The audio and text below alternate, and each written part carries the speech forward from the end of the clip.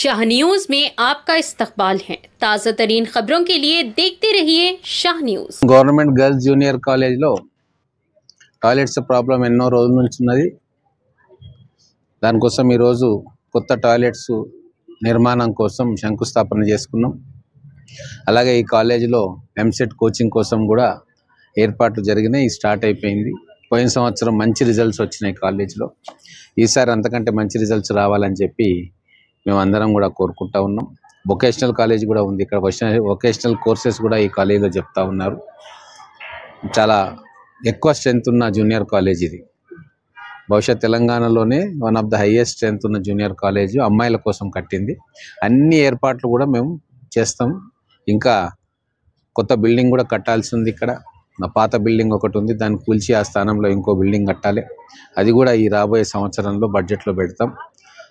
అమ్మాయిలకు కావాల్సిన అన్ని సౌకర్యాలు కల్పిస్తాం. కేవలం వాళ్ళ చదువు మీద దృష్టి పెట్టేటట్టుగా ఒక ఆహ్లాదకరమైన వాతావరణాన్ని తయారు చేయడానికి మా ప్రయత్నం మేము చేస్తూ ఉన్నాం. ఇప్పటికే మహబూబ్ నగర్ ఒక ఎడ్యుకేషనల్ హబ్గా మారుతూ ఉంది. మొత్తం ఉమ్మడి జిల్లా నుంచే కాదు, పక్క జిల్లాల నుంచి కూడా ఈరోజు మహబూబ్ నగర్కి ఇక్కడ ఎస్టాబ్లిష్ అవుతున్న ఇన్స్టిట్యూషన్స్లో చదువుకోవడానికి మహబూబ్ నగర్ పట్టణానికి వస్తూ ఉన్నారు.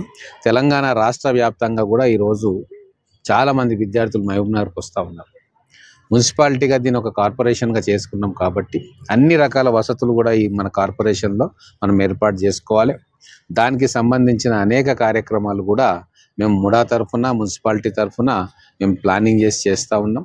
రాబోయే 3-4 సంవత్సరాల్లో మహబూబ్ నగర్లో ఇంకా పెద్ద ఎత్తున అభివృద్ధి కార్యక్రమాలు చేసి దీన్ని ఒక కార్పొరేషన్గా చేస్తున్నందుకు దానికి తగ్గట్టుగా తెలంగాణలోనే ఒక అత్యుత్తమమైన నగరంగా దీన్ని తీర్చిదిద్దే కార్యక్రమం ప్లానింగ్ చేస్తున్నాం.